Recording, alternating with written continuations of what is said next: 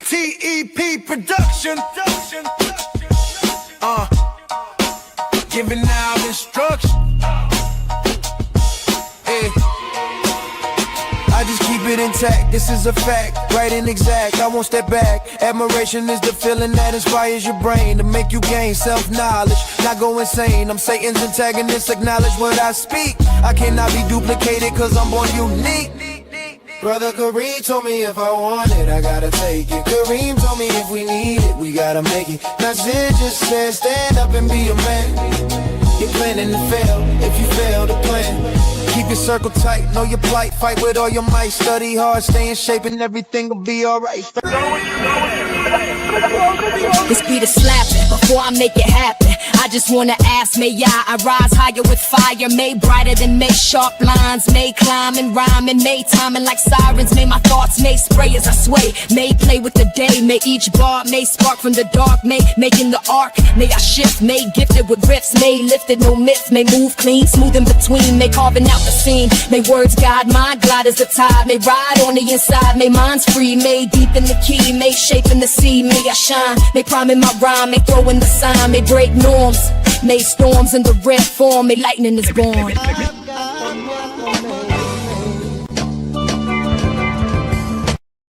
Let's go.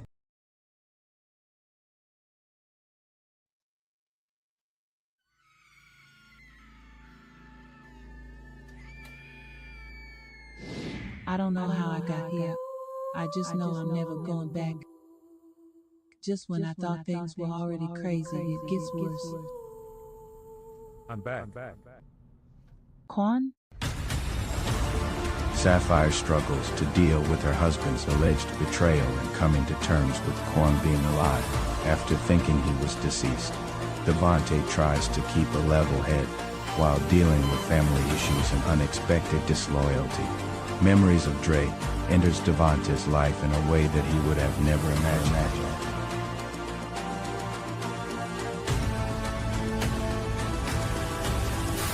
Fire Part 2, the finale.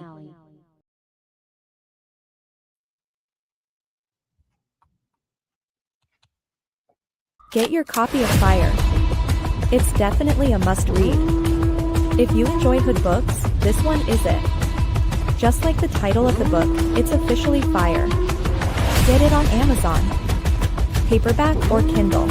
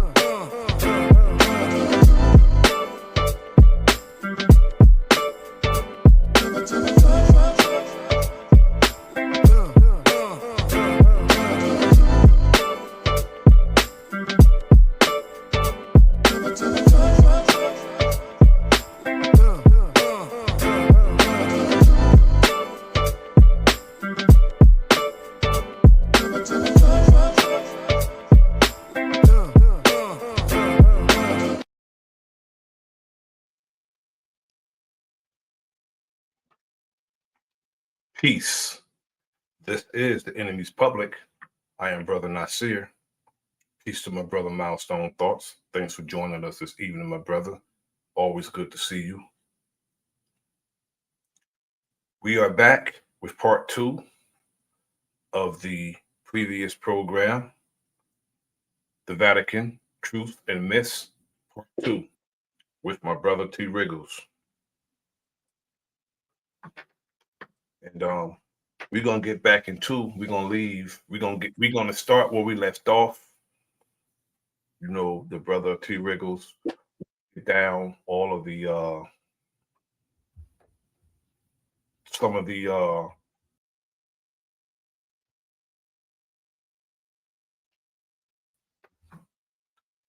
extracurriculars that the clergymen that's associated with the Vatican and Catholicism in particular some of the behaviors that's unbecoming of anyone so-called man of the cloth. The brother T. Riggles walked that down and gave us a lot of pertinent information. You know, with for us knowing all this, it's a hard pill to swallow, but it's nourishing and good for us to know these things because we have the influx of hypocrisy. It's a lot of hypocrisy going on as far as, like, you know, especially when it comes to the government. It's a lot of hypocrisy going on. People doing things that's unbecoming of any people, and they're doing it in the name of God. They're putting God's name on it, you know. And we have to call it out, and we have to affect a change, and we have to ostracize and exile these people away from us in any society that's striving to be upright and righteous. Striving to be upright and righteous. But, you know, without further ado, I present to you my brother T. Riggles.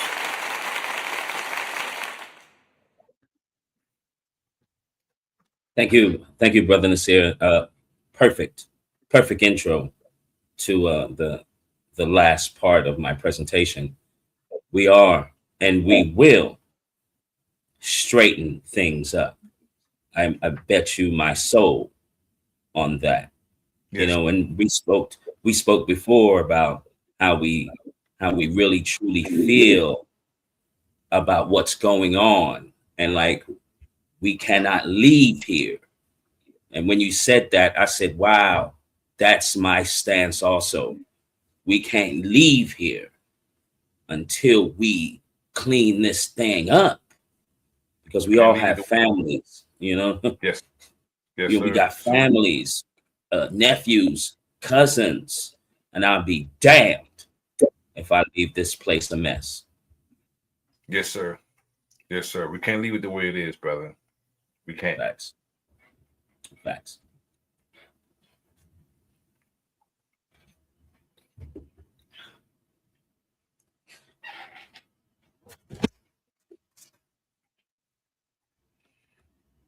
You want to share screen? Yeah, I'm doing that right now, brother. Yes, sir.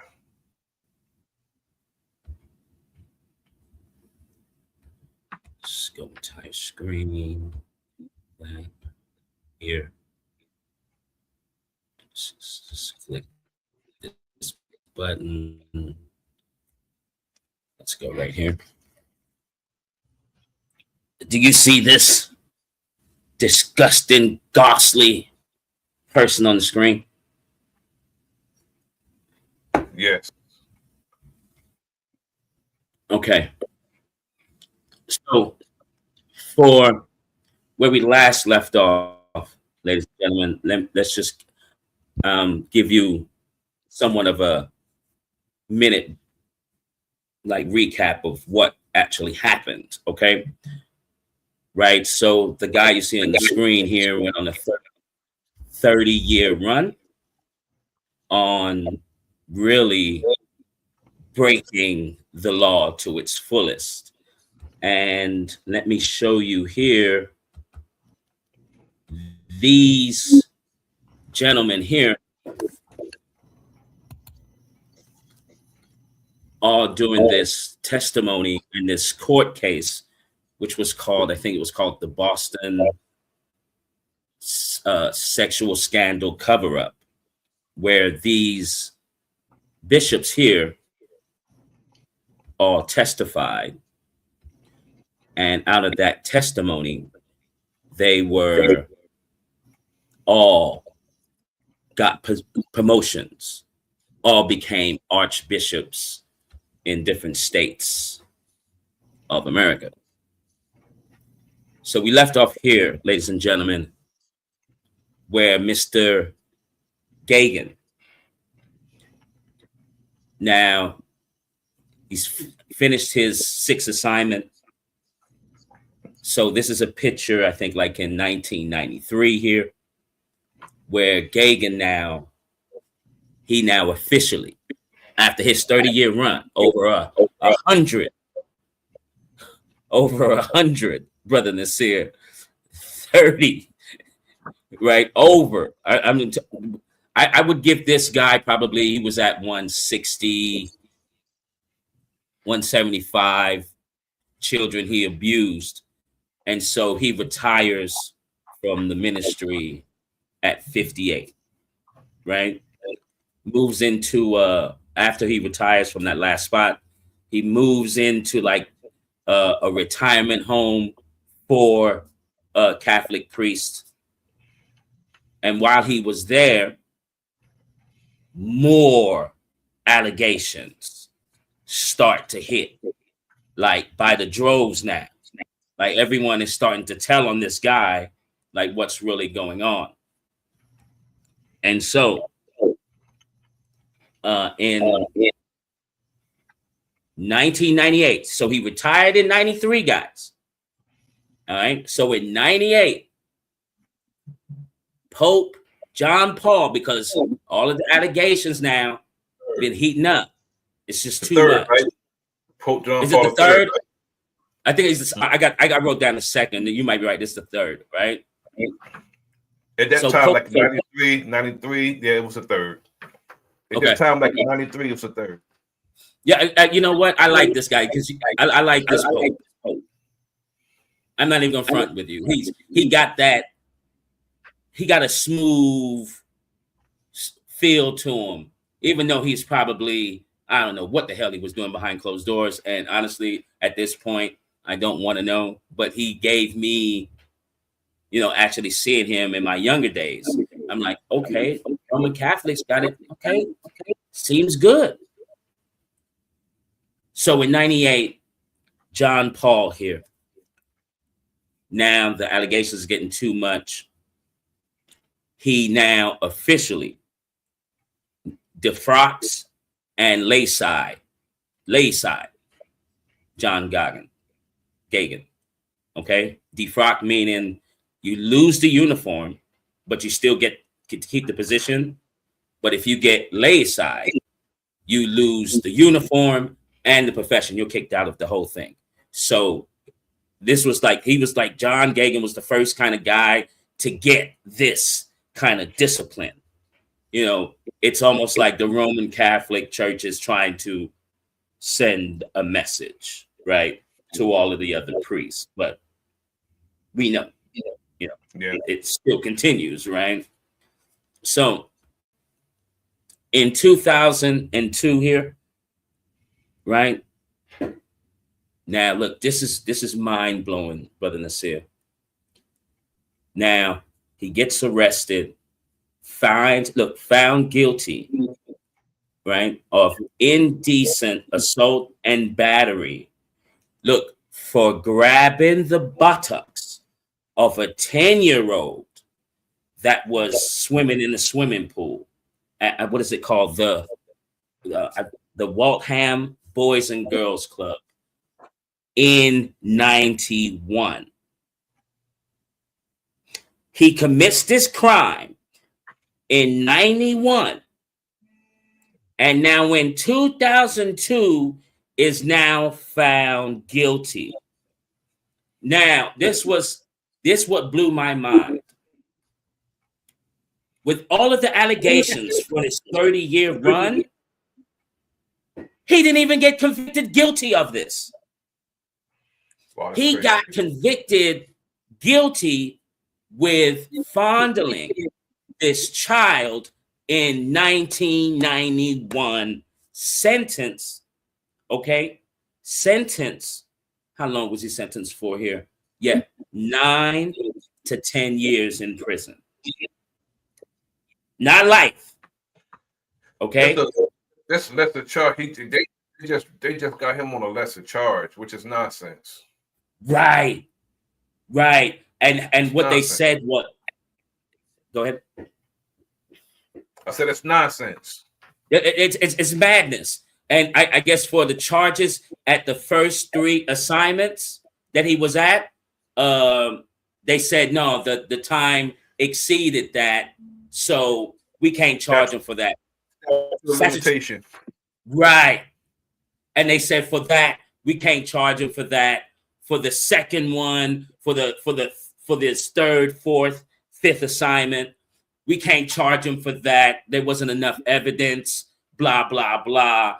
And I'm reading this, right? I'm reading I read like 3 articles on this, right? And I'm like, are you serious right now? With all of the witnesses coming forth, you can't convict this guy for his 30-year run.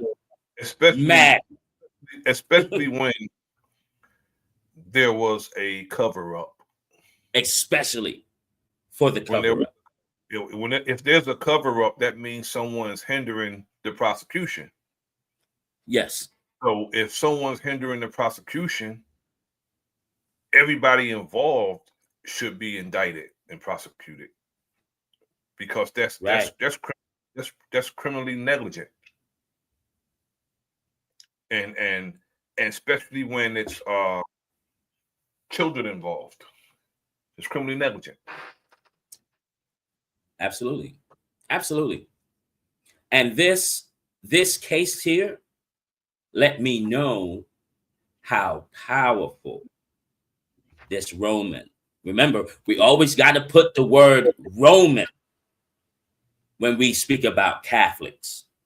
It seems like we might forget, that Rome just basically, the empire really didn't fall, even though I said it fell. It just really transformed into the Catholic Church. Now, as you can see here, you really have to stop that. I agree with you. We really have to stop with especially when we misrepresent what we're trying to say. We should stop abbreviating things, because a lot of people, they misinterpret and they misrepresent because of the abbreviations. Roman Catholic, it should be said in its entirety. And it's right. Like when they say COINTELPRO, don't say COINTELPRO, say counterintelligence program, because people they're not teaching it correctly. And the abbreviation sometimes is confusing to those who, don't know what you're talking about. And especially when we indict everybody on that. So we got to start, when we're teaching, at least when we mention it in its entirety a few times. And then when we abbreviate, people will know what we're talking about. But you can't come on with the abbreviations and the acronyms. You know what I'm saying? You have to say it outright first, and then when you do the acronym, people will know what you're talking about. Yeah. We have to stop that. People be like, psyop, psyop, psyop, psyop. And then they'll say psyop. They make that synonymous to being fake. And that's not the case. Okay? Yeah. A psychological operation can be real or it can be fake. But you can't say, that's a psyops, to mean that it's fake, to dismiss it. No, a psychological operation is how it affects the people psychologically. It could be real or fake. So we got to watch how we teach, brother. Yeah. I say everybody sorry, go ahead. That's why I say everybody shouldn't be teaching, because some of us are intellectually lazy. We don't have any patience, and we don't do enough research. And just because you can acquire knowledge, that don't mean you could give it. Some of us don't even have a demeanor to do it. So we have to watch it. But brother, carry on. I'm listening. I'm gonna get this. I'm listening. Now, Bro.Nasir, right? So, like I said, he was found guilty here, sentenced 9 to 10 years for the 91 crimes. Okay, not the rest. Didn't get life either. You know, I mean, if you probably do 9 to 10 years, what you probably get off in 7 years of bad behavior. So it's 58. So you know, like he might be able to get out and live on a resort area, secluded, but live off and live a happy life. And no, like I'm not down for that. Absolutely not. And so what ended up happening? The archdiocese settled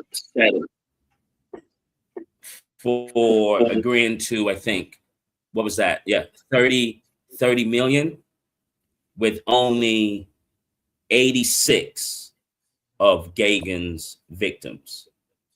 Okay, because those only the ones those 86 are the ones that are documented. So we're looking at 160.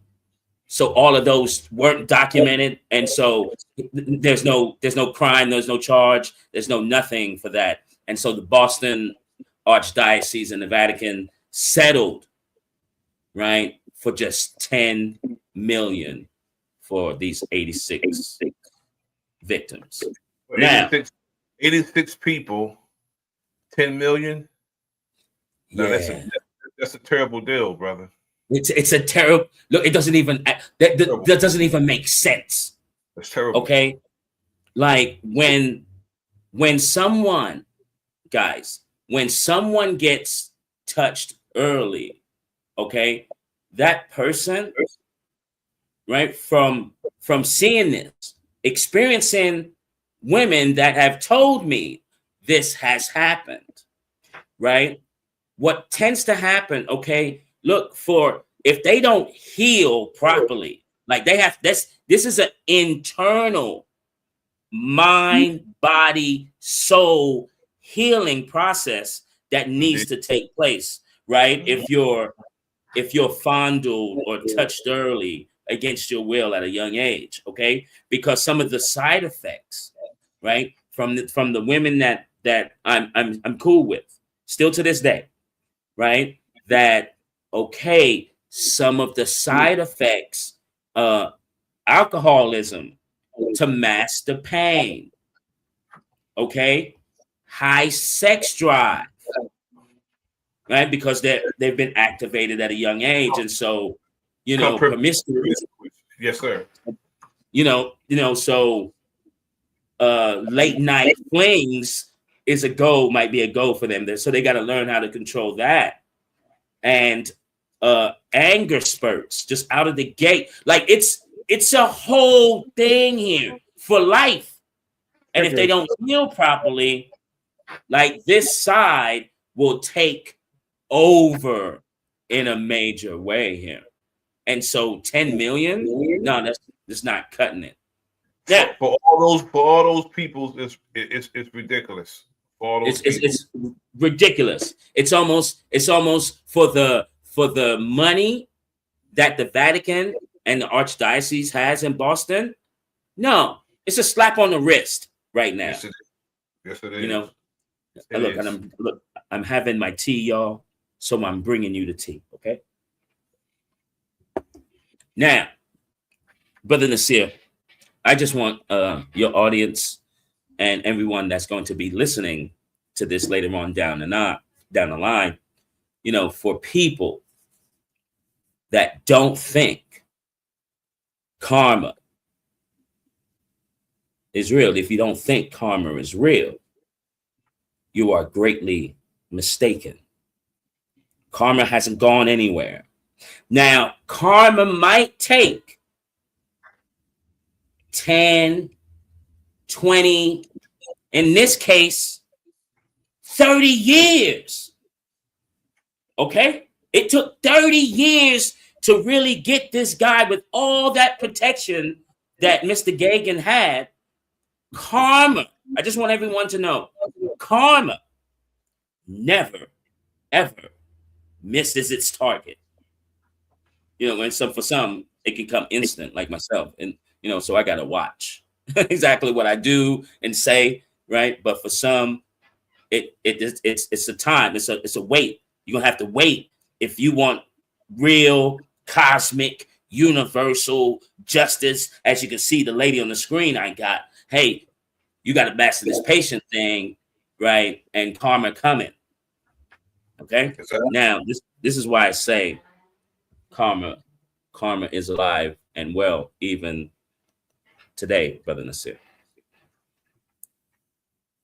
So, who you see on the right side of the screen here is, his name is Richard Druce. Okay.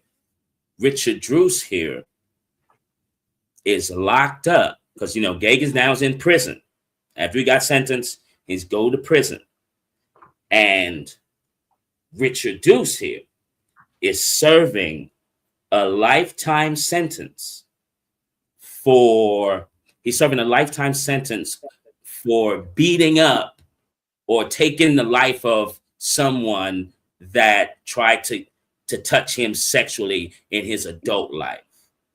And say it again. I remember this. Right. And Mr. Druce here, in his school days, was touched early too. And so in his adult life, when that person, whoever he took that life, came at him with that sexual thing, he lost it. And so now he's serving a life sentence. Now, they're locked up in this facility. What's the name of this? Okay, what's the name of this? The Berinsky Correction Center in Lancaster, Massachusetts. Okay. Now, Mr. Druce has no possibility for parole. He's in there for life. He can't get out. Okay. So when he was somewhere in the vicinity of when Mr. Gagan and some other inmates, right? Mr. Gagan starts to talk about some of his methods on what and how he abuses children with these other inmates who are just like him. And so they're discussing all the tactics, all the ways, like, yeah, I did this, the ice cream. I mean, it was, when I'm reading this, I can't go into detail because, you know what, I don't want to put that image in anyone's head, right? Because that this whole thing messed me all the way up, right? So when Druce was in the background, hearing Gagan break down some of the methods and tactics, right? Full in detail. They're all chuckling, having a great ball time in the jail cell. Richard Druce here kind of snaps, overhearing the conversation, right? Rightfully so. And so now Mr. Druce starts to plot. And what ends up happening, that Mr. Gagan walked into his cell, and then Mr. Druce came and followed him, was able to jam the cell door to where none of the correction officers could open it, and went ham on this dude. And when I say ham, stomped him out, strangled him, took his life. And so we talk about karma. Karma never misses its target. I just want everyone to know that. I think I remember that case of him, Druce, handling that business, brother. I think I remember that.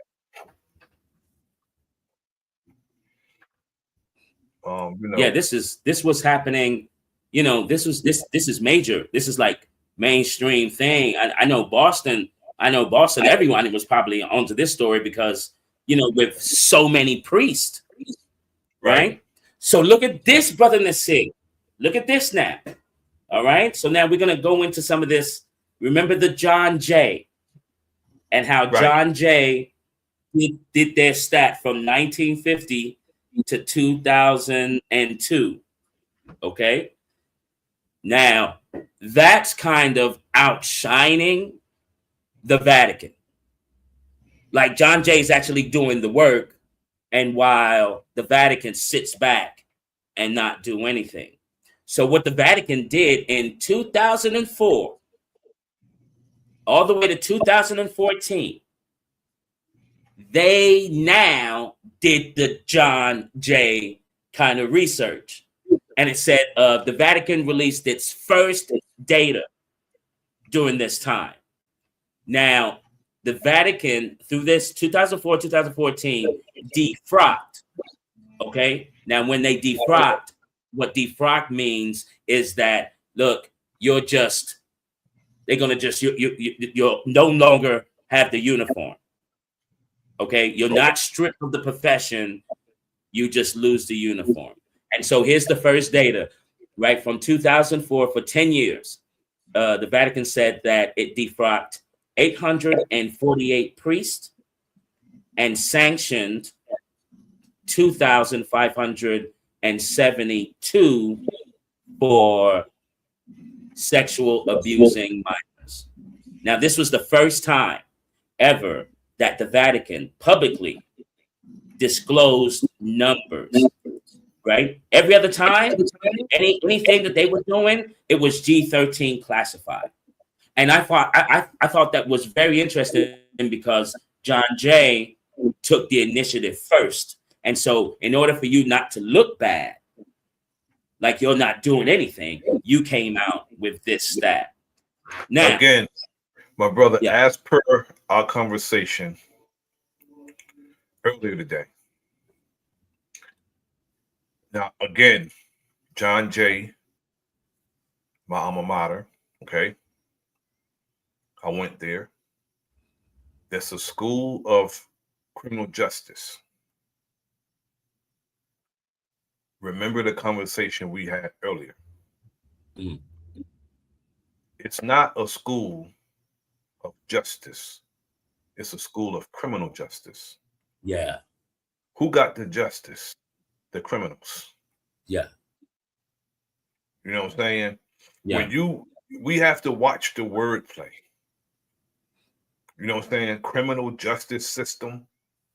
That's letting you know who's going to get the justice. And Yeah. most case scenario, it's not the regular people.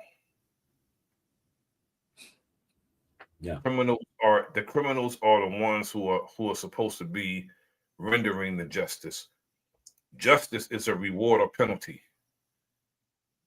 Okay, and you have to decide which side of justice you want to be on.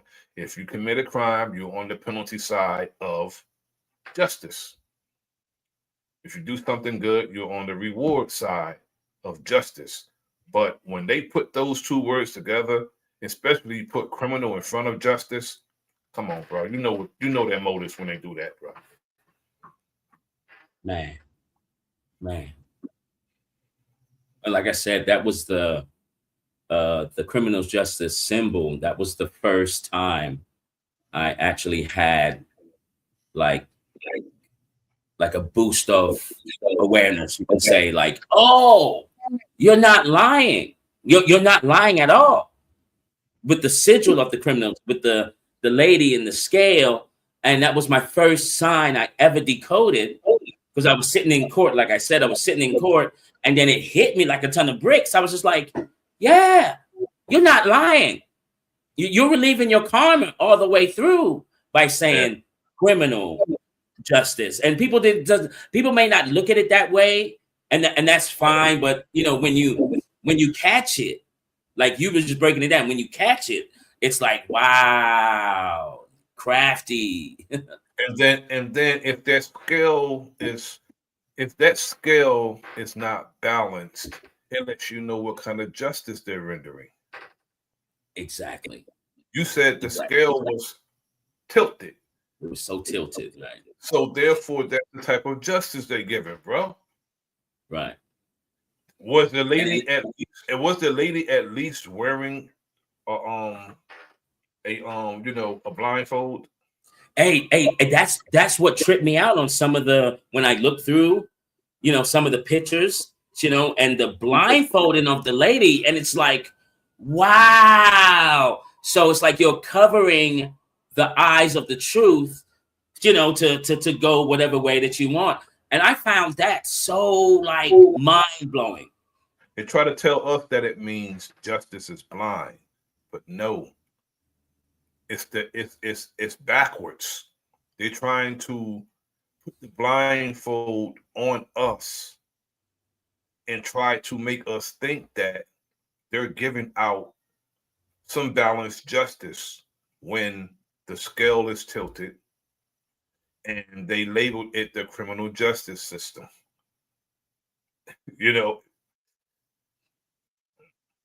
It's the same as criminal industrial complex or prison industrial complex.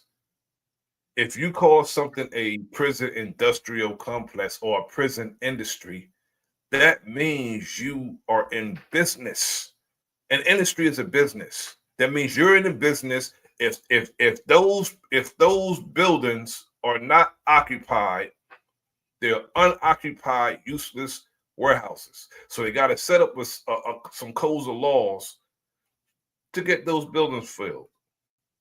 And that's what they do. Salute to my brother Maybach. Thanks for tapping in, my brother. Maybach. And that's what they do. Now, Brother Nasir, right? So that was the stat for their 10-year stat.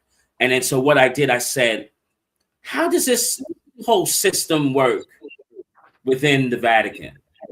Like what is there? Because this is what the Vatican, whatever the Vatican does, everything is so secretive. Like things that files you can't look at, they're only for church priest, archbishop's eyes. Even look, they have so much power that even authorities like FBI, CIA can't look at whatever documents that the churches have on anyone. Powerful, right? And so in 2001, with all of the madness going on, right? So with all of the madness, the Vatican opens up an office, basically, or like a section, for their rule of law. And what you're looking at is the Sacramentorum Sanctitas Tutela. Okay. Now, what this office does, they now are opening up the door to all the cases, all the allegations, anything that's happening goes to this office first. Okay. Now, right. So they go to this office first, and it said this handles, all the getting touched early, all the most serious crimes. Once, right, they call this the SST, establishes how serious the crime is, then it gets sent. Hold on, let me go back here. Then it gets sent. Sorry. Then it gets sent to this office here. It gets sent to this office here, right? Where now they call this is the Congressional for the Doctrine of Faith. They call this the CDF, right? So, and if it's a serious crime, they will come into this room, as you can see here, and now they will delegate, okay, let's see the paperwork. What's the crime? What's being said? Blah, blah, blah, blah, blah, blah. And then they vote on it. Now, since this was open in 2001, okay? Well, I've already gave it away, right? I've already showed the picture. This is crazy, The bro. one that was... This is crazy because Go it ahead. says the apostolic letter issued by Pope John II that defines the most grave crimes reserved to the Congregation for the Doctrine of the Faith, including clerical sexual abuse of minors, and violations against what's that, Eucharist? That's just crazy, bro. This is what that, brother, is more secrets. Right? It's more secrets. Look, this even gets better. This gets better because I'm trying to figure out, all right, okay, how is this all working for y'all? How are y'all able to keep this secret? And so the head, right, of this one here, this is the CDF. This is the Congressional Doctrine of Faith, right? And the Sectorum Titula, right, gets that paperwork first, right? And then they review it and then give it to this group here where the Pope, gets to, okay, we're going to break this down. And the head, look, I tripped out. The head of the SST, Tertullo, the Sectorum Tertullo, is this guy. Okay? Now, when I saw this, I was like, yo. Now, for people that don't know what's going on here, and just in case, just to give you the groundwork here, this is Joseph Ratzinger. That's his name. That later became Pope Benedict XVI. Okay. Okay. Right. And then we're going to look, because I don't know, when I saw this guy become Pope. He quit. He's the one that quit, right? Yeah, he had to quit. He had to resign, right? Right. But I've never, you know how like you can just look at a person and be like, nah, man, you're foul. Yeah. Like he doesn't look foul here. He looks pretty, he looks okay. But when he was Pope, and I'm going to show you some pictures of him, like, if this isn't the devil incarnated, I don't know what else to tell people at this point. He's a Benedict, brother. Yeah, he's a Benedict, bro. He's Benedict Arnold, you know what I'm saying? They refer to, that's synonymous to being a traitor, right? Yeah. Okay, he's a Benedict. Yeah, look, yeah, and you can say that if you say his last name slowly, right? Ben a dick. He's been a dick for a long time, brother. A long time. You know what I'm saying? Like people may have not caught it, but at least I look at this. At least you're not lying. You're telling the truth who you are. Right? And so I thought that was very interesting.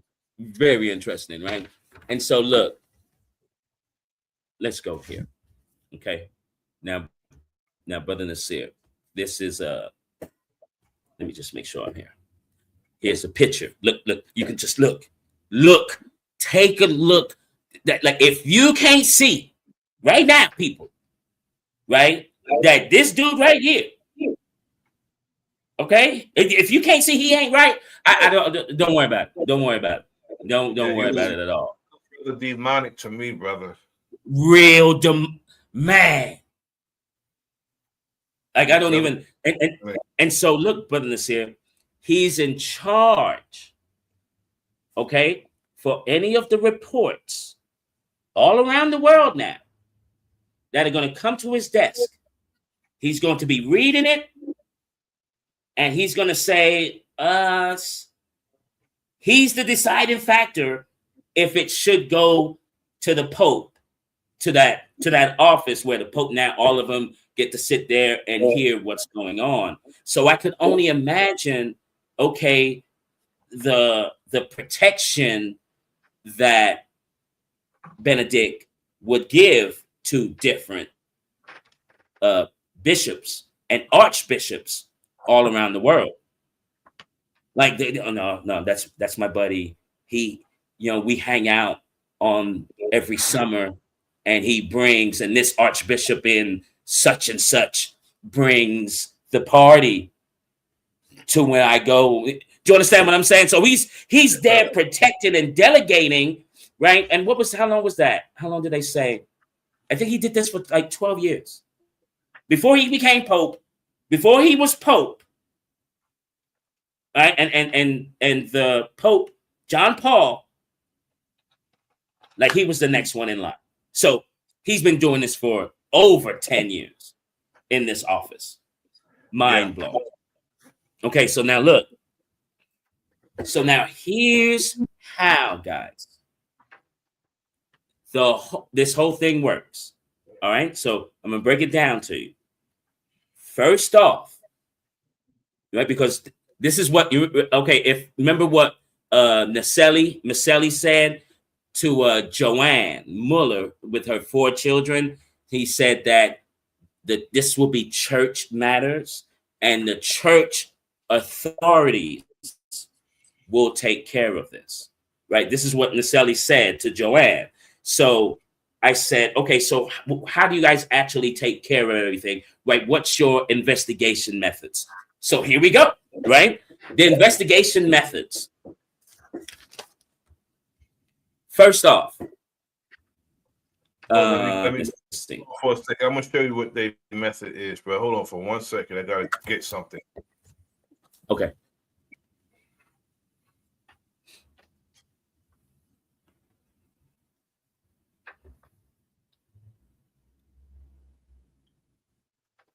This right here, brother. This their method. This their method. Say it again. This is their method.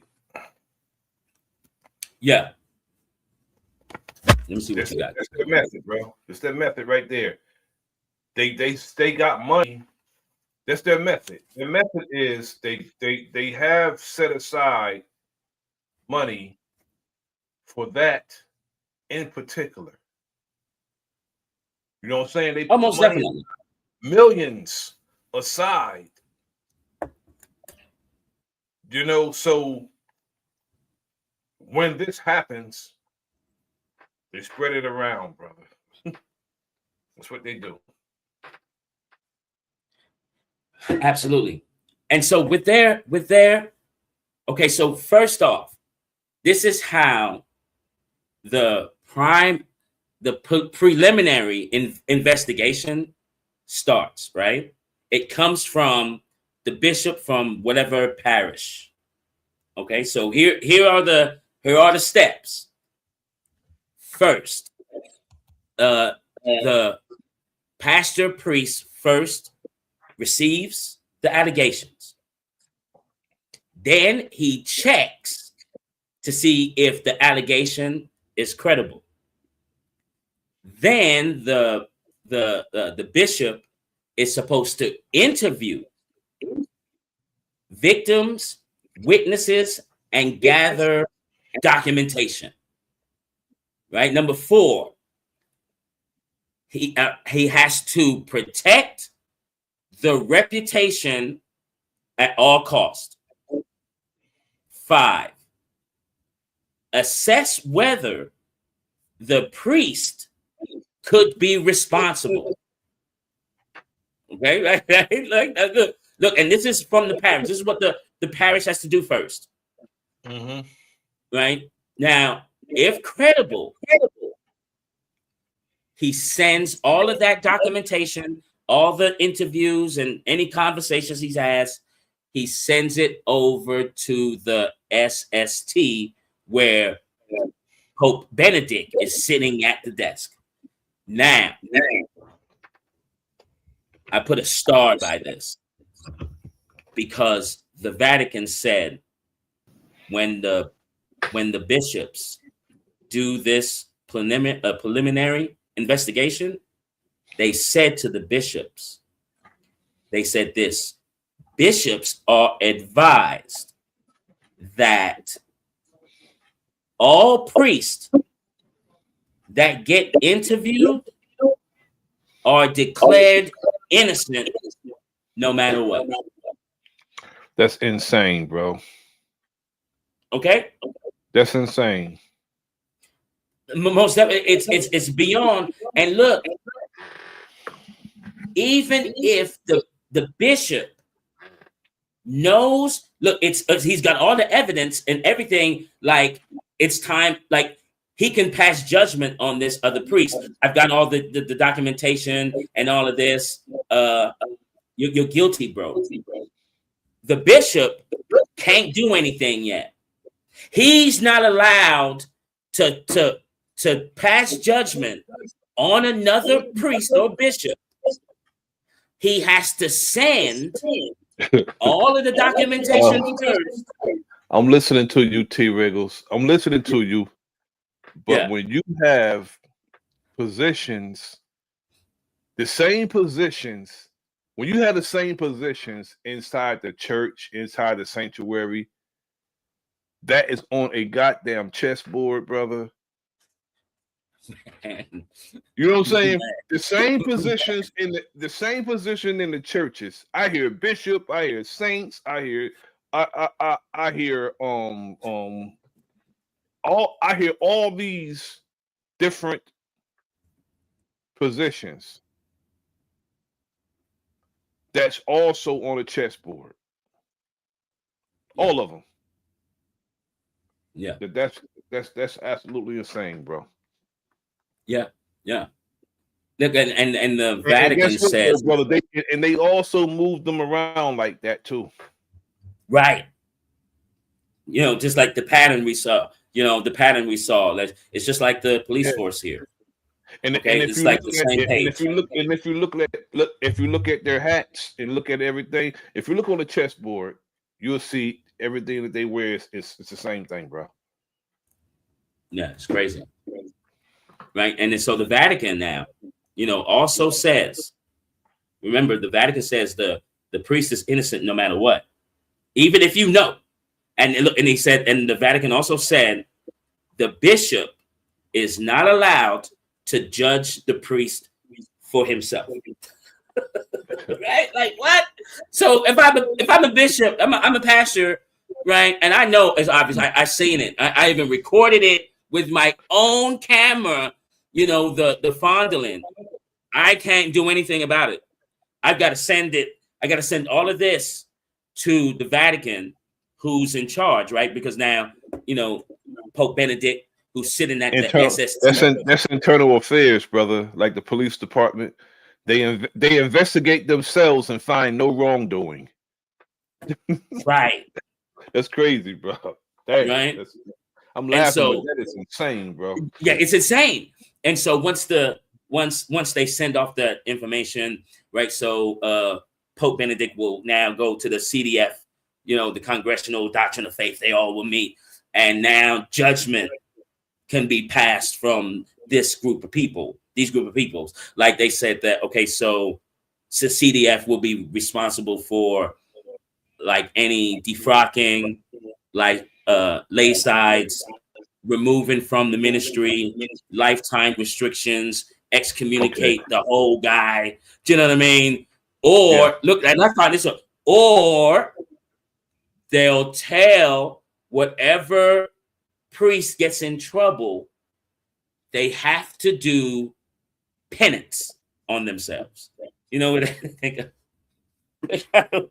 gotta whip themselves, but they do it themselves. They no one's there. They have to do it themselves. So if someone was doing the dirt with 3 children, right? The CDF can say, okay, look, we're not going to defrock you or lay aside you.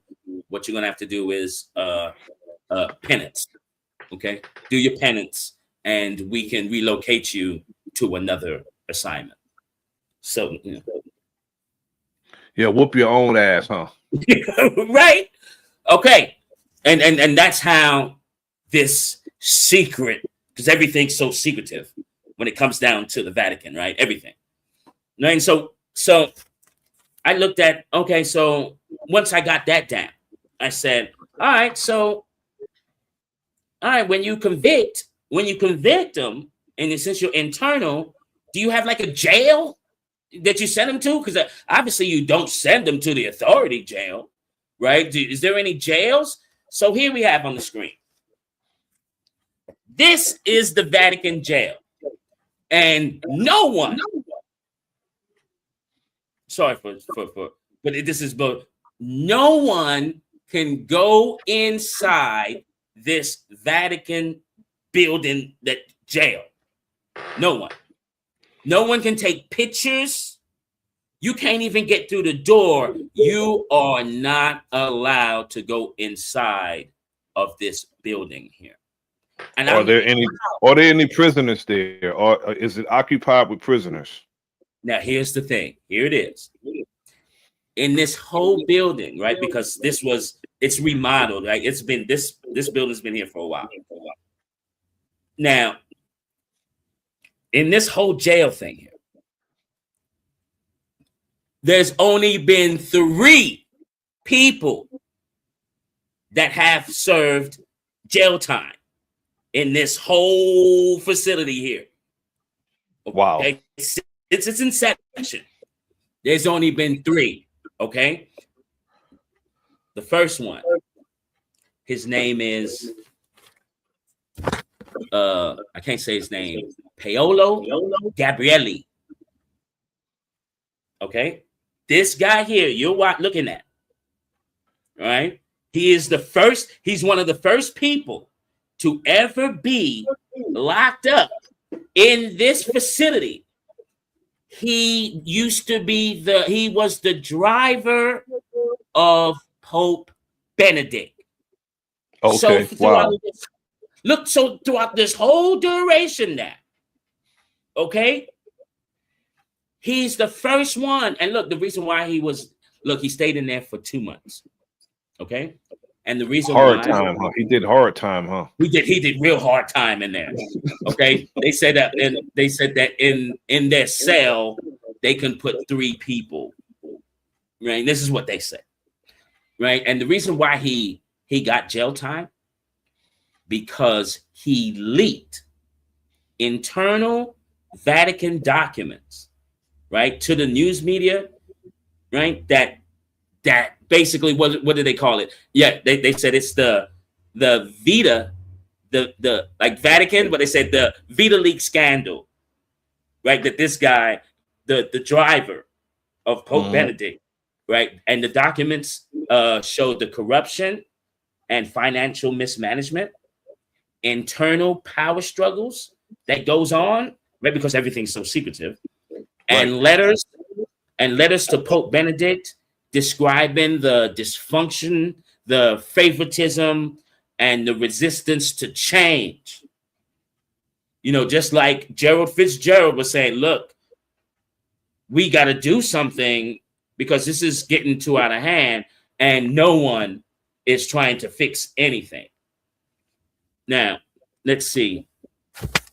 Here's another picture of this guy here, right? To let you know how close this guy was, right, to the Pope. He knows everything. He's the driver, right? So he's the first one, right? The second one you're seeing on the screen, Mehmet Ali Akar, okay? He spent few hours, right? Look, he spent just a few hours locked up in the jails because he made an attempt to assassinate John Paul. Okay. And since he only spent a few hours in there, right, since he tried to take John Paul's life, then they sent him to the Italian prison. Right. They took him over there. To Sicily? Yeah, to do his time. To do his time for attempting to take John Paul's life. They put him in that Vatican cell for a minute and then transferred him to the local police department, and they did his time. Okay. And they handle a lot of stuff. They handle a lot of stuff internal, brother. Yeah, and it seemed like, but look, for the 2 people, it's not like it was any of the sexual, bad, abnormal behavior. Leaking files, and someone wanted to take one of the Pope's lives. Right? Now after he served the time, he got out of jail. He probably served like 18 years or something. And as you can see by the picture here, even John Paul went back, to even meet with this guy, the assassin. Now, where are we at, gentlemen?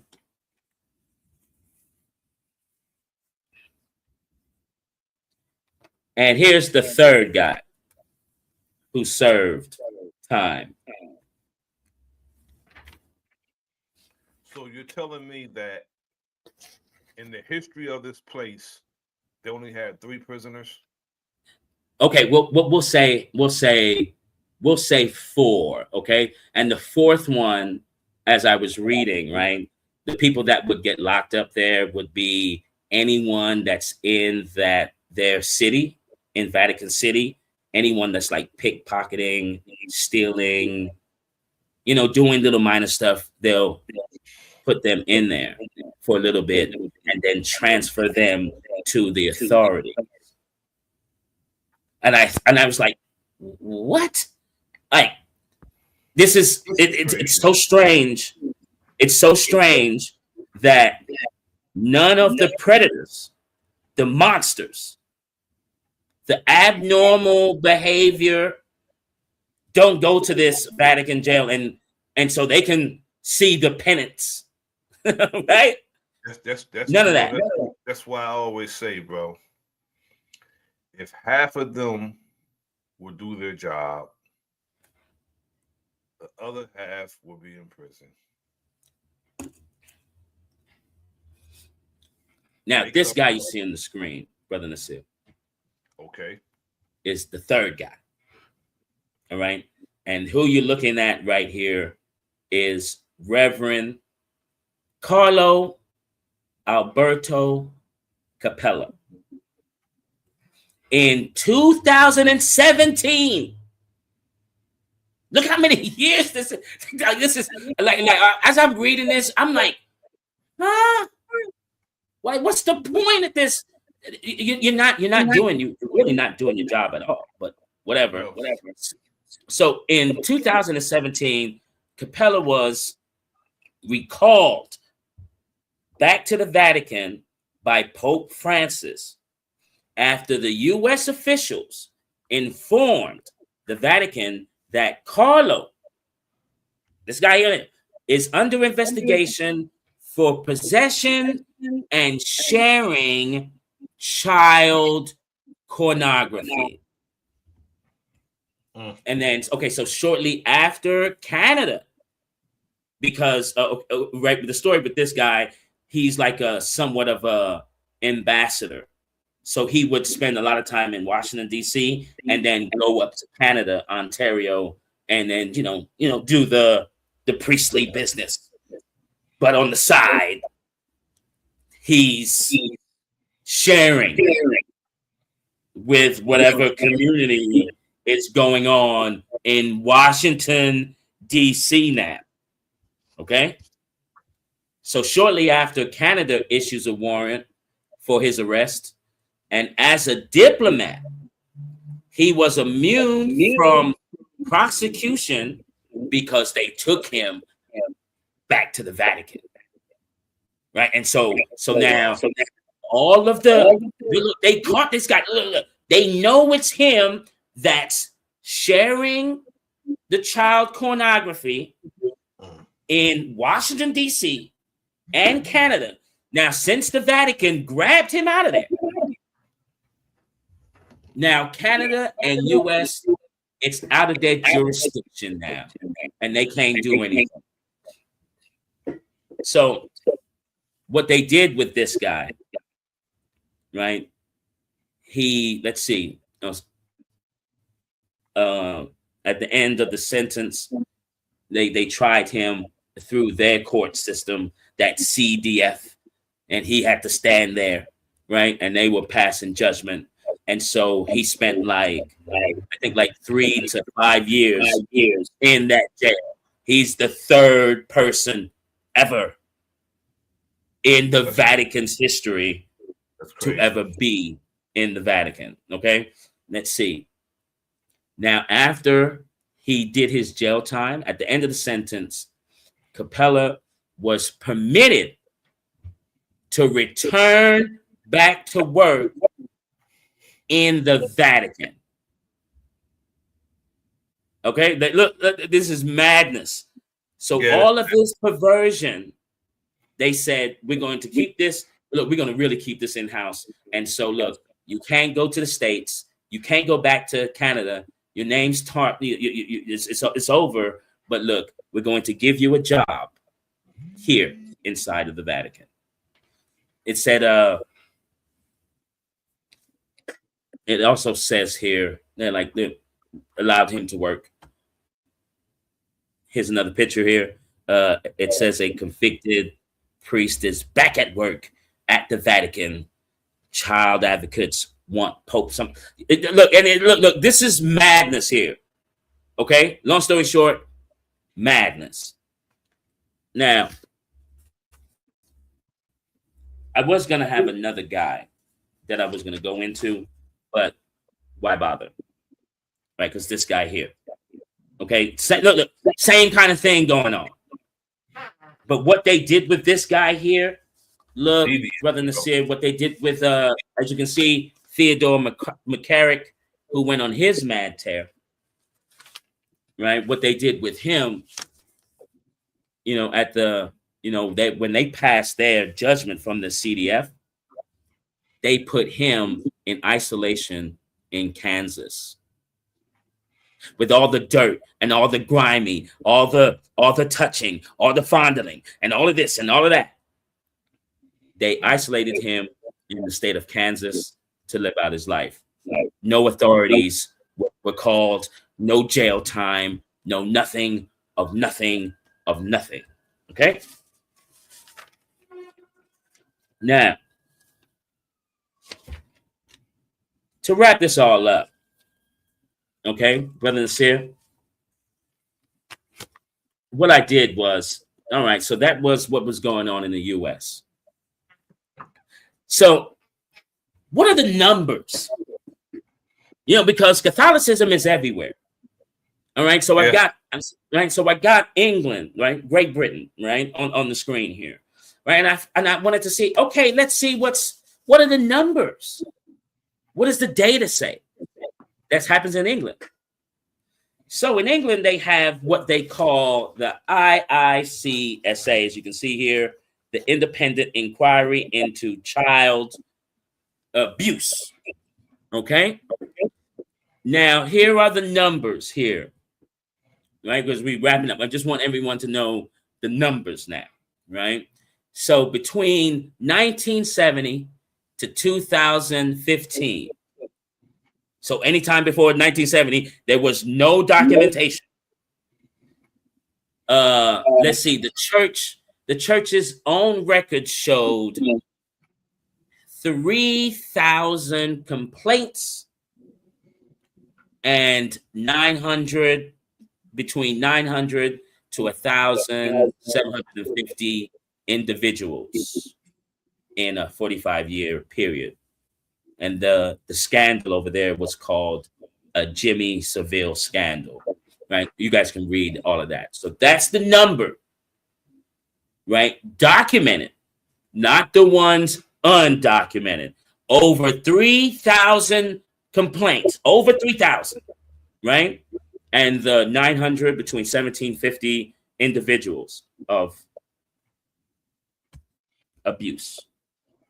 In France, okay? In France, it's called the CIASE. I would say it in the French, but I'm not going to do it. But it's a commission to analyze the abuse by the Catholic Church. Now, here are the French numbers from 1950 to 2020, Brother Nasir. Over 216,000 priests Okay, Those in this numbers, period. those numbers are staggering, bro. It's dumb. And I'm not even it's well, actually, I think those are the victims' numbers. It's not even the priest. These are the victims' numbers I'm saying from either way you look at that, 1950. either way you look at that, bro, that's crazy. It's absurd. Okay, right? Let's go. Let's see. Look, now we go to Spain. Look, y'all, because the Latin language and Italian. I guess they sound similar. Oh, and you can learn. I guess it's easier to learn Italian than Latin and Spanish. And it says here in look, oh my God, in 2023 in Spain, the government commissioned its first independent inquiry, right, led by this person named Angel Gabilando, whatever his name is, right? And they came up with the numbers over 200,000 minors were abused by the Catholic clergy since 1940. Up to 440,000, 440, comma 000 victims. This in Europe, they said, is the highest country of victims. Okay, they rule the whole thing. And lastly, brother, I was going to this is the organization in Spain where they report anything that goes on. And in Germany, I'm not even going to start with the names. It's going to take too long. I got too many bullet points here, right? Put it this way. 2018. Let me see what I got here. Okay, yeah. Okay, so 2018.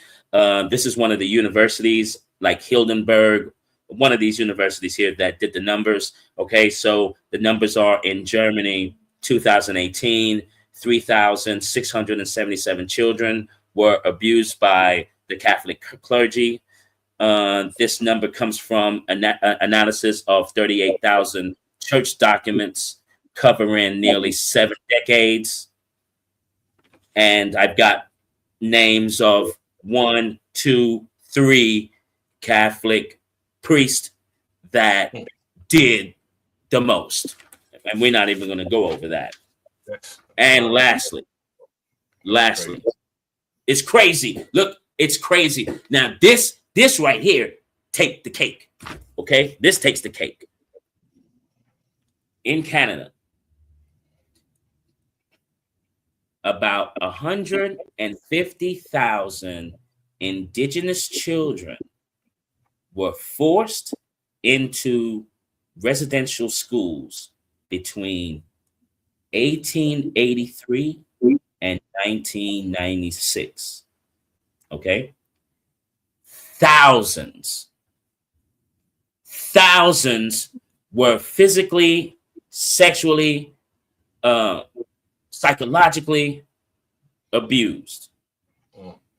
Look, the number, Brother Nasir, is unknown. I'm gonna tell you why. Look, and it says a large share of all of these schools in Canada are run by Catholic churches and entities. Mm-hmm. And the reason why they don't know the number, because you know how England, we looked at the IISCA and the Spain got theirs. Canada doesn't have an inquiry at all. Brother, it's probably so many they lost count. You know, and so in conclusion, y'all, right? In conclusion, do you see why I call this establishment, that Roman Catholic Church, a demonic stronghold. I'm not saying Catholicism is all bad, right? But what I'm saying is the core of it. It's hella satanic. It's posing as the light, but it's dark. I don't see anything when I look at this face remotely godly, brother. Nothing. That don't look godly. That this man looks like he looks sinister. Put it that way.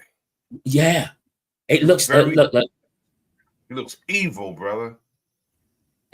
It looks like you're not you're not, you got the devil in you. You're not even human to me. Like whatever, you have no soul.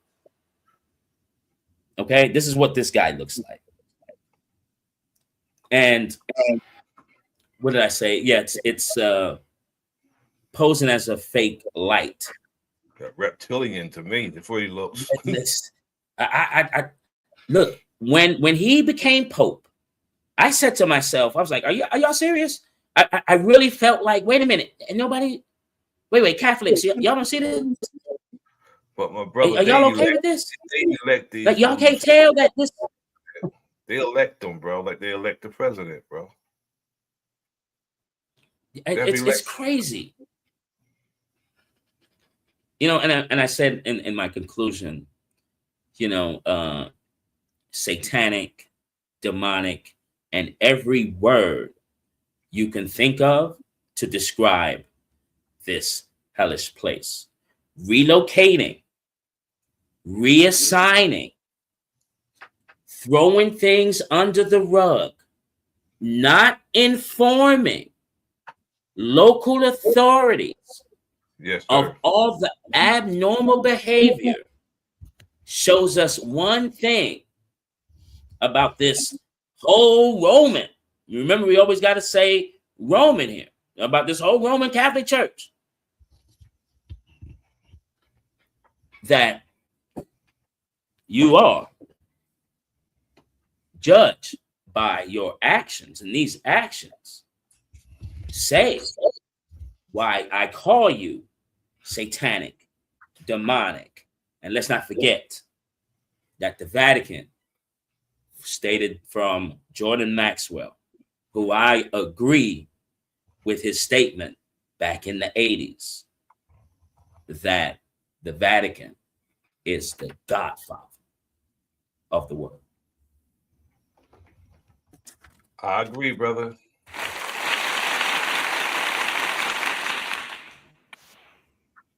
Yes, sir.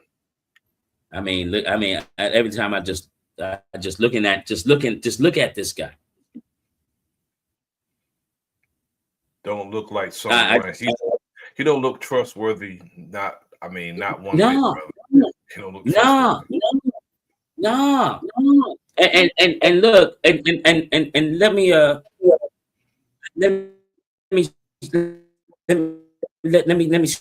scroll up here. Let me do this, Bro.Nasir. Right.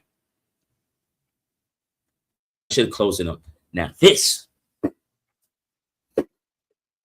Okay. This is a monster. Yes, sir. All right. Like it really, look, you would have never thought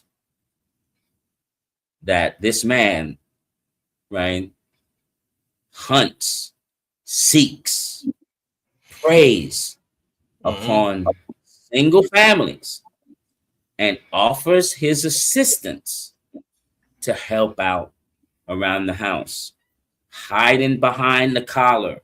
Like this Mr. John Gagan here, man. He would fool anyone. Yeah, I mean he went. You know the saying, brother. A wolf in sheep's clothing. Facts. You know, a wolf in sheep's clothing, and he didn't pray for them or with them. He prayed on them. Facts. You know what I'm saying? He just used a different pray.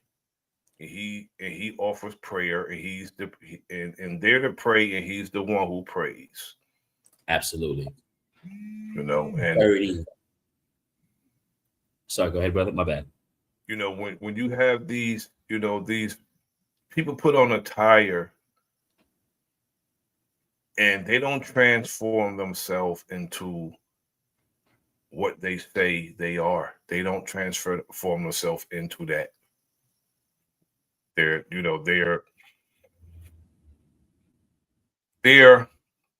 what I would say, as we were taught, they hide behind the fig leaf. If you understand the metaphors and similes of the Bible, the fig leaf, and they hide behind the tree. And they use deceptive intelligence to make their evil fair seeming.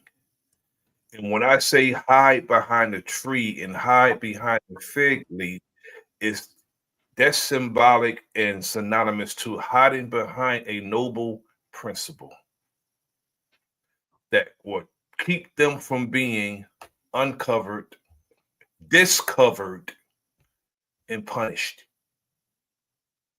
That's what that fig leaf and that tree represents. It represents the noble principles that these people hide behind. You know what I'm saying? He's hiding the fact that he's a priest. Okay? And smiling. He's smiling. And he was predatory. He was predatory. He preyed on families and people's vulnerability. And he exploited people's vulnerability. Absolutely. To get next to their children to abuse them. And I'm going to say they need a little more than some jail time in my sentiment. I'm not going to say what they need, but they need a little more than jail time in my sentiment for all those children, brother. And how many $1 million did they give 86 people? I'm like, come on, bro. 10 million. Million for 86 people? Even though no money could buy the virtue of a child. No money can buy the virtue of a child, bro. Yeah, I know some of some men that came to me and told me later on what happened. And it's, and then when they came to me, Bro.Nasir, right? And this is when I went, like, I know these guys from, like, some of them junior high, high school. And when I was like my late 30s, I guess they felt comfortable, telling me. And then I said, no wonder you was mad at everything. No wonder you would be so irritated so quickly. Triggers, bro. Triggers. All in their mind. It's so damaging. And honestly, brother, because now we're speaking about also, this is mental illness, right? Yes. This is in the same boat here. Like, this has to be done internally. That is one thing I would agree with Fitzgerald, that there is no medicine to cure internal soul, mind trauma. Okay, look. You either listen. I've only got two. You pray to the divine creator and just and through meditation, and just hopefully you have an experience, right? That you might have this a being come and give you the light to clear that mind. Or, Bro.Nasir, you go see a shaman down in South America, and you drink that ayahuasca juice, okay? Like, this is the only thing I know that's going to cure that internal mind, body, and soul.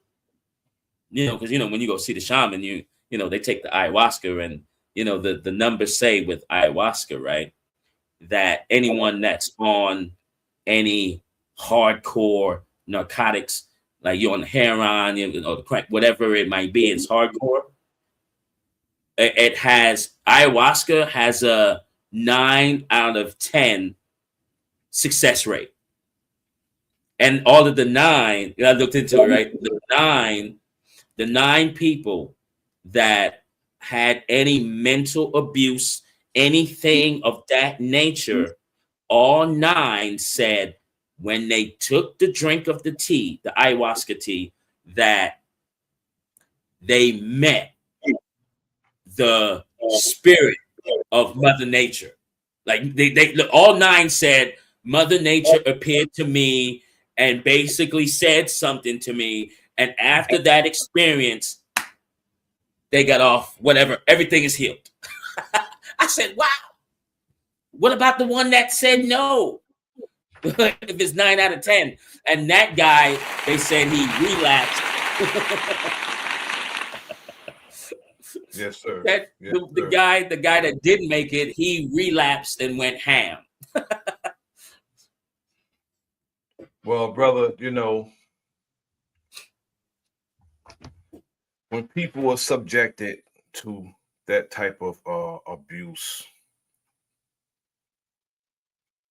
the person who did it ruined them. They're ruined. Yeah.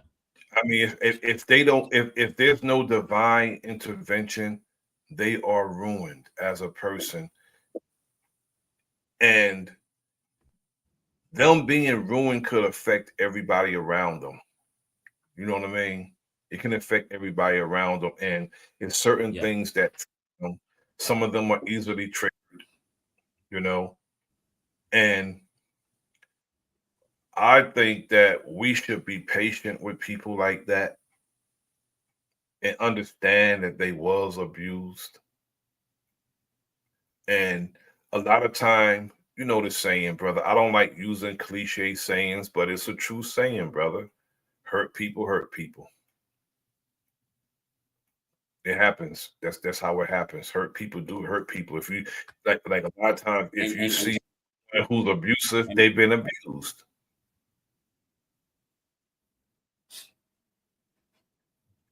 Did you hit your mute button, brother? No. Okay, now I hear you. I didn't hear I you just at stopped first. the share. Okay, because if you see somebody that's abusive, brother, a lot of times they've been abused.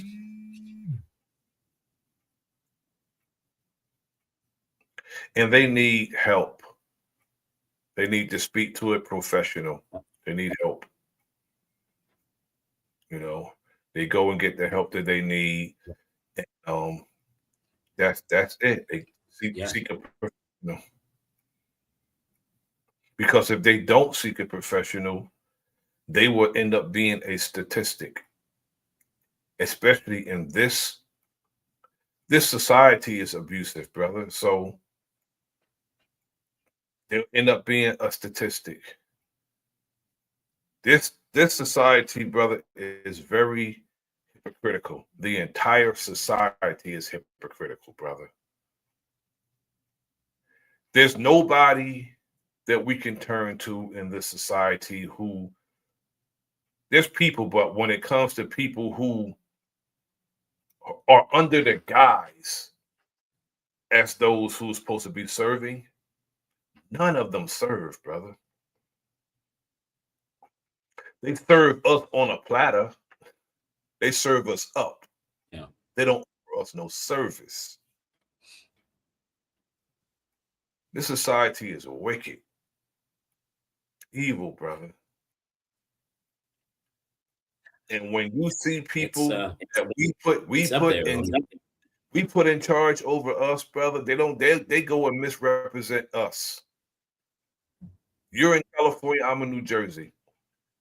Anybody who's supposed to be representing us in our states supposed to go to Capitol Hill, tell them what our people said we want. That's how you call yourself a rep. You're a rep. You're supposed to say, well, the people in my state want this. And they sent me and I'm not budging. My people want this. But they sell out, brother. They all damn sell out, brother. Peace to the brother, Big Dog Philly OG. Thanks for tapping in, my brother. They all sell out, bro. That's why we can't put our trust in a politician. We can't put our trust in these clergymen. These people are evil, brother. Evil. Yeah. And you know how, like you just said, oh, sorry, my bad. Go ahead. No, go ahead, brother. Go ahead. I'm listening. You know how, like you said, hurt people, and so when you have these Roman Catholic priests inflicting so much pain and hurt onto the population just by those numbers alone, that we were like that number, you might as well just double it even more, because a lot of people, like you said, won't get professional help. And some are coming from these broken homes, from the project. So there isn't any funding. You can't pay someone, what is that, an extra $600 in 1 month for a psychiatrist? It's not feasible. So and then my Sad. brother, when they send them to those so-called professionals, some of them are abusive themselves. If we realize how many children are passed around through CPS, child protection, they don't even protect the children. And we that's why we have to, as a community, come together and handle our affairs. That's why we have to do it as a community, because nobody we turn to in this society, Absolutely, as far as this government, they don't have our best interests at heart. And we're witnessing right now, brother, the unraveling, a unraveling of a nation, brother. We're witnessing it right now. And everybody is transparent. Everybody's transparent. Just hiding how they feel. You can see through everybody that's in the so-called government, bro. They're not hiding how they feel. I mean, I'd rather have it that way, because I don't like a smiling face when the whole state's racist. I don't like that. You know what I'm saying? I don't need nobody smiling at me. You know what I'm saying? Because somebody that smiled too much, in my sentiment, I look at them funny style. Smiling so much for, Yeah. But brother, I tell you like this, though. I tell you like this, brother Nasir. Yes, sir. That as you said, the unraveling of the nation, and I think this is a perfect opportunity for all of us, to where I like taking matters into my own hands.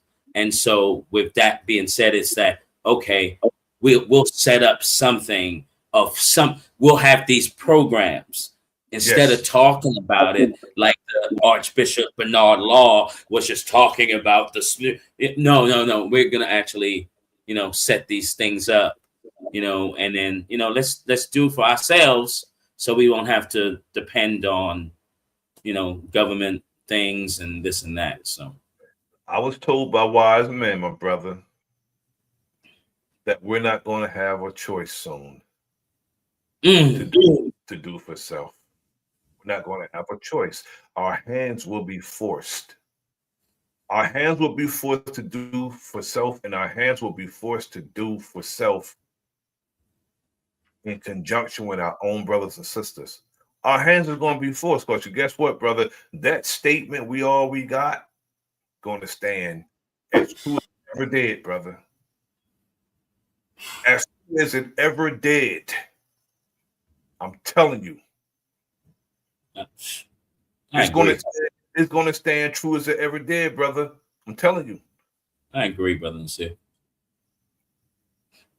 And I say this, and I'm, as we move forward, brother Nasir, and we spoke over the phone, and I can tell you this, I'm really, and I keep saying this, right? Because one of my mantras, but I really do feel this.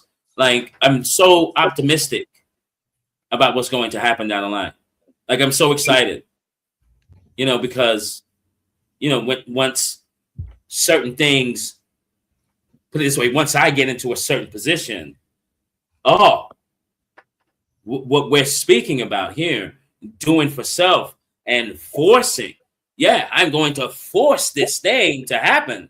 We're going to have these organizations.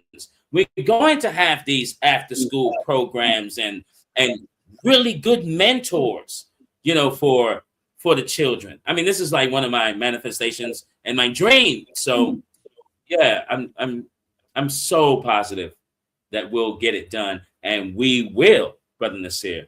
We will enjoy and reap the fruits of our labor. Yes, sir.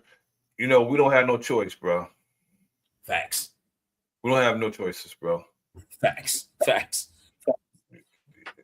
You know, a lot of some of our people, brother, and they gonna realize they don't have a choice. Also, those who think that there's a comfortable place for them in this society, they try all they want.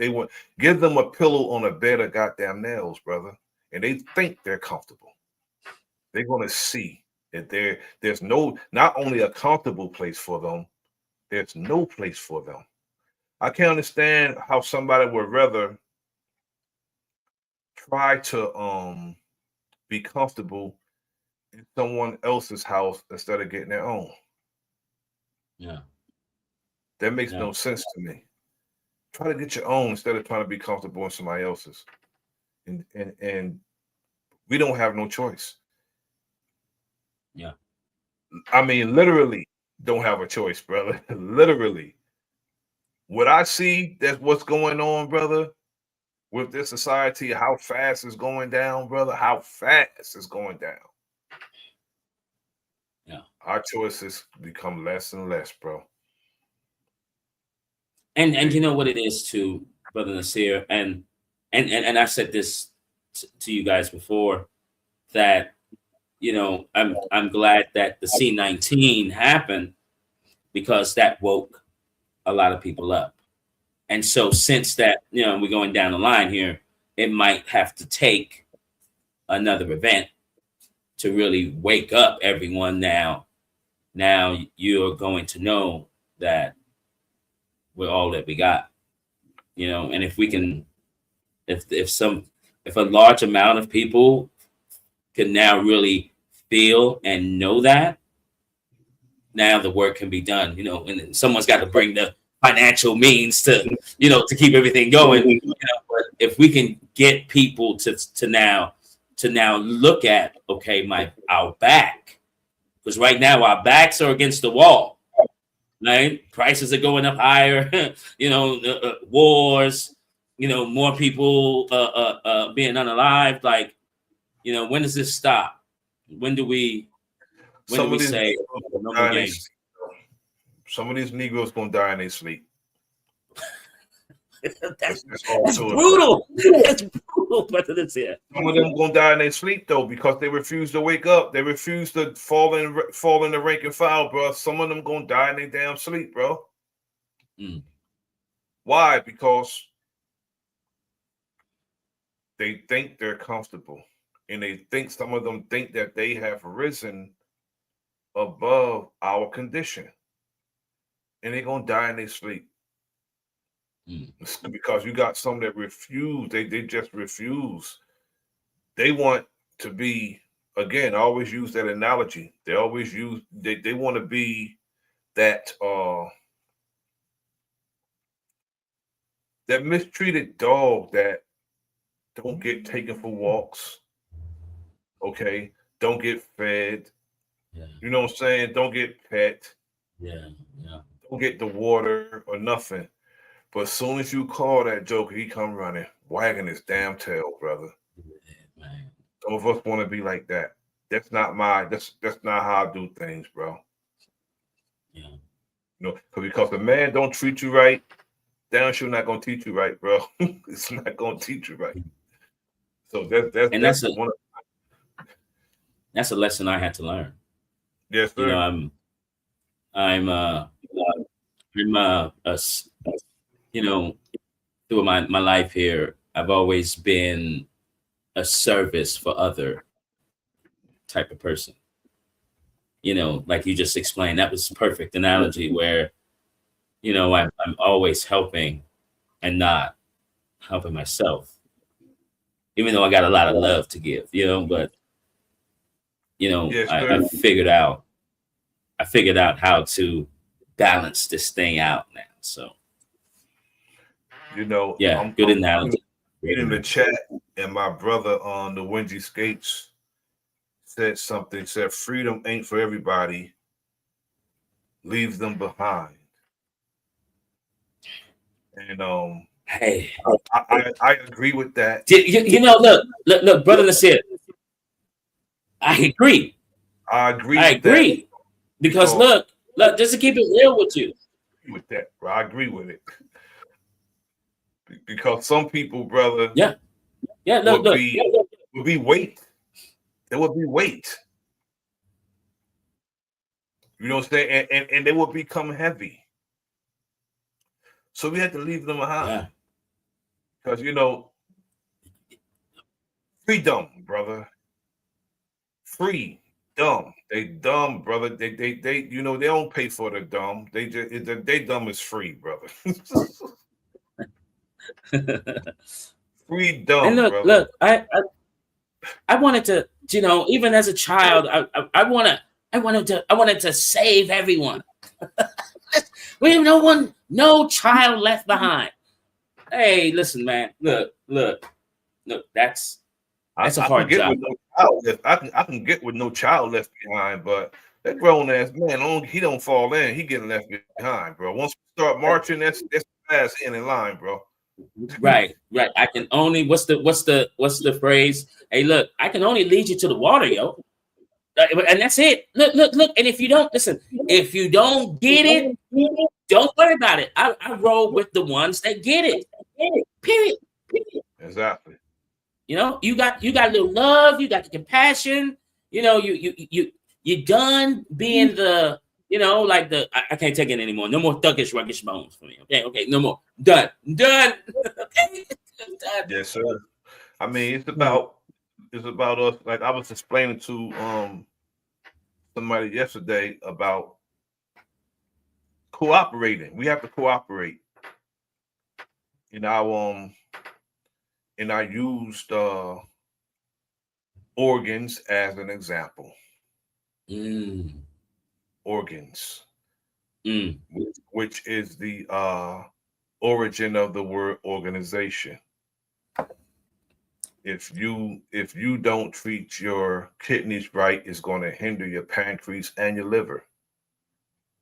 And if one is hindered in working harder than the other, you know what I'm saying, because you're not taking care of that, your organization gonna fail. And when your organization fail, the whole entire body dies. Whether it's your body or a body of people. It dies, brother. So we have to cooperate. We have to cooperate. Yeah. And see, look, and if I use a football analogy, right? I use a football analogy because you know I love coaching, right? And so if I'm the coach, and you know, with this organization, and you're the wideout, and I tell you, look, I need you to run 5 yards and out. Okay, one of my friends told me this, and it's perfect. He said, "Look, I need you to run 5 yards and out. I don't need you to go 10. I don't need you to go 7. I don't need you to go 1. I need you to go 5 yards and out. If you can do that, right? Because the ball's coming at that point. So you got to do exactly." You know what I mean? I'm trying to get the ball in your hand. So I'm trying to, if you run this 5 yard out correctly, just go straight up and don't do anything else. Don't try to be the quarterback. Don't try to be the lineman. Don't try to, no. Just do your job and we'll be straight. Exactly. And that's what it's about. Everybody doing their job, cooperating, and every position is significant. Every position. There's no such thing of a insignificant position when it comes to us. There's no such thing as that. No such thing. You know what I'm saying? You know, it's like, you know, every part of a body is significant, bro. Every part. Yeah. You know, you may take your pinky toe for granted. You lose it, gonna fuck your whole walk up, bro. Right. So that's a small part of your body, bro. So every part of the body is significant. It belongs there, and it plays its part. We have to understand that it plays its part, and you can't downgrade no part of a body. We do, but we got to stop that. You can't downgrade the most smallest part of your body, bro. It belongs there, and it's significant. And guess what this little pinky toe does? Gives you balance. Gives you balance. Yeah. Gives you balance, brother. Yeah. You lose it, see what happens. Yeah. And look, this might sound kind of negative, right?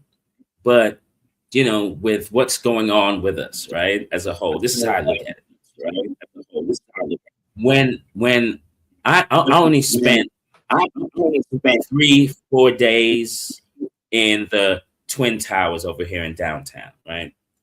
And in that dorm, right, in what do they call it? The 9800 block, whatever they call it. In there was the first time, well, actually second or third, but really like here in LA, I saw brothers unified. You had everything. You had the cook over there. You had the barber man over there. You had the politician over here. You had the shot caller over there.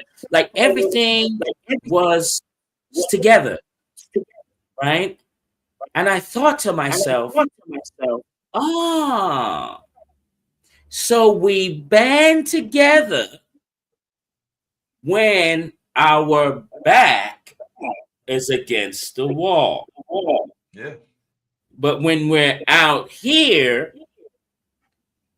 people don't think that your back is against the wall.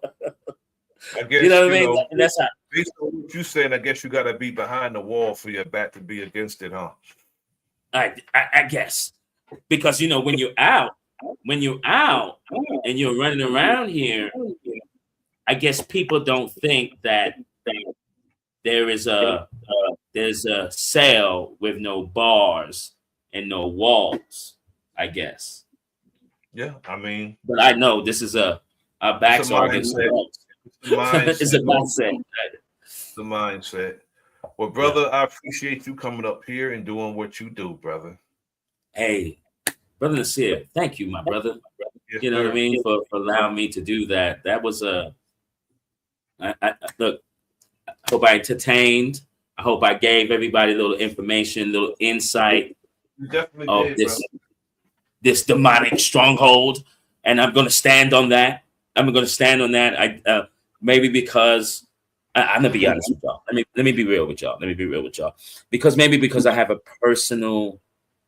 Nothing's happened to me, okay? Right? And I have a personal gripe. Right?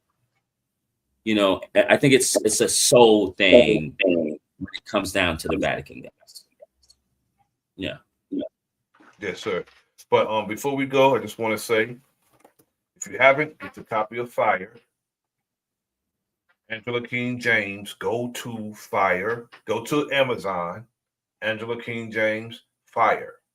Get you a copy of Fire. It's a good read. You will enjoy this book. I'm letting you know.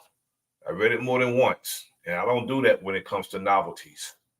Okay, I'm not into novelties, but I read this and it was full of thought-provoking moments, good storyline, had some humor in it also. And when you read this book, you're going to want to read this one also. Get Fire Book 2, the finale. Very good read. You are going to enjoy this book. I guarantee it. I guarantee it. So get your copies. The link is pinned in the chat. So if you want your copy, click on the link and get your copy of Fire Book 2.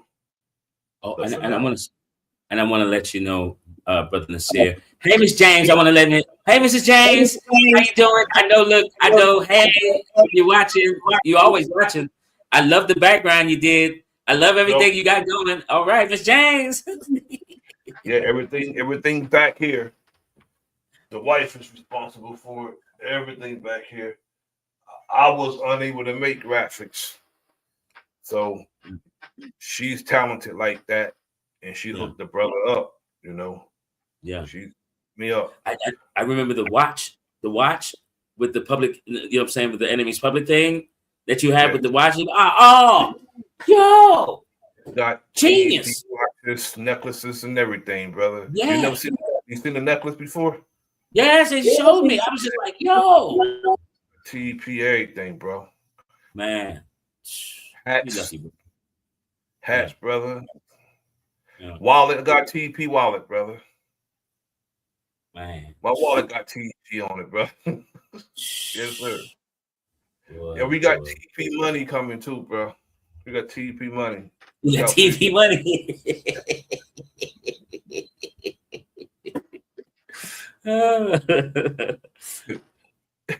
Yes, sir. Yes, sir. Appreciate you, Jared Jaguar. Jared Jaguar is a long time supporter, brother, from day one. Jared Jaguar. I'm telling you. Yeah, he's a West Coast guy too, right? He lives on the West Coast.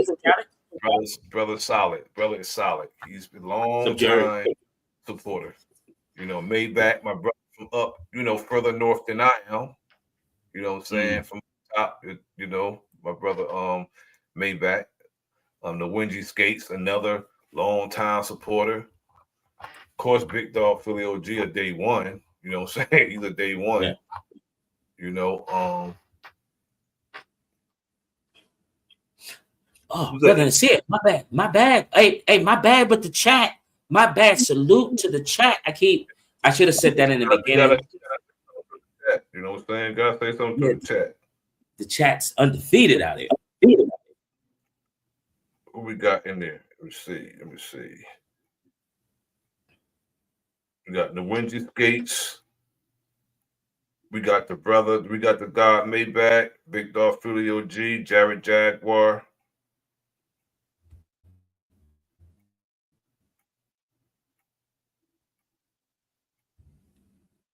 Yeah, we got the guys in the building, brother.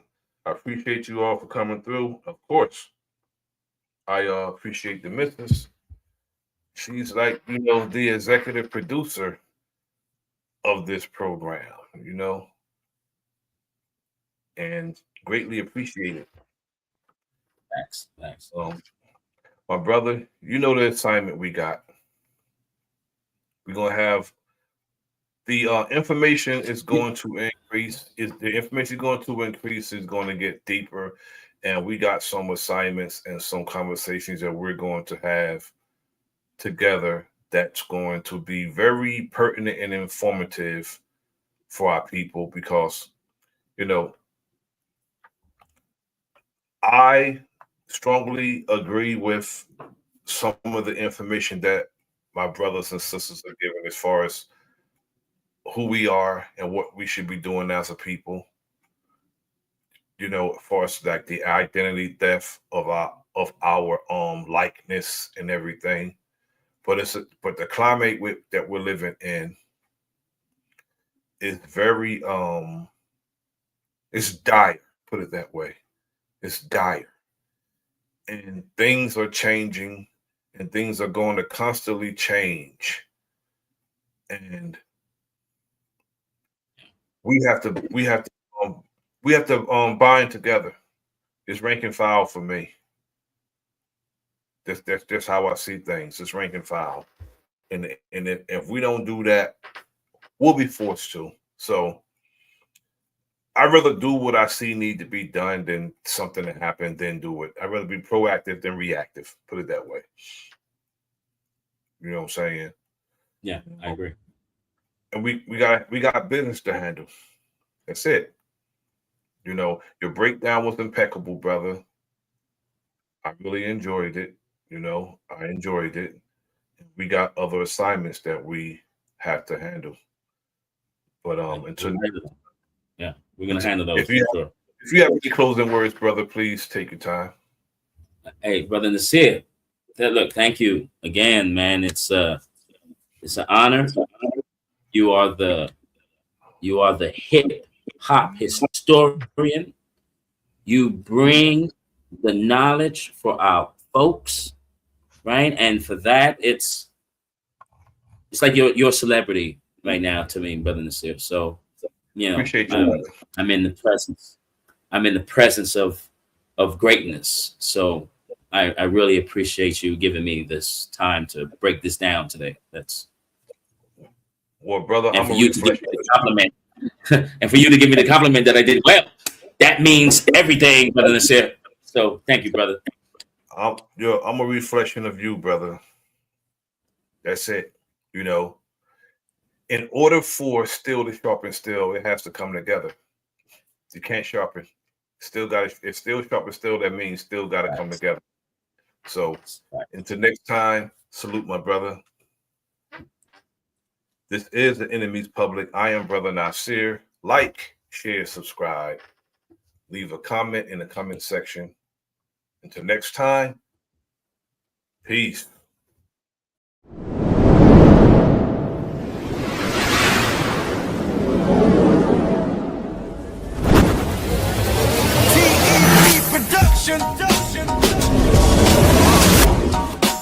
Giving out instruction. Hey. I just keep it intact, this is a fact, right and exact, I won't step back. Admiration is the feeling that inspires your brain to make you gain self-knowledge, not go insane.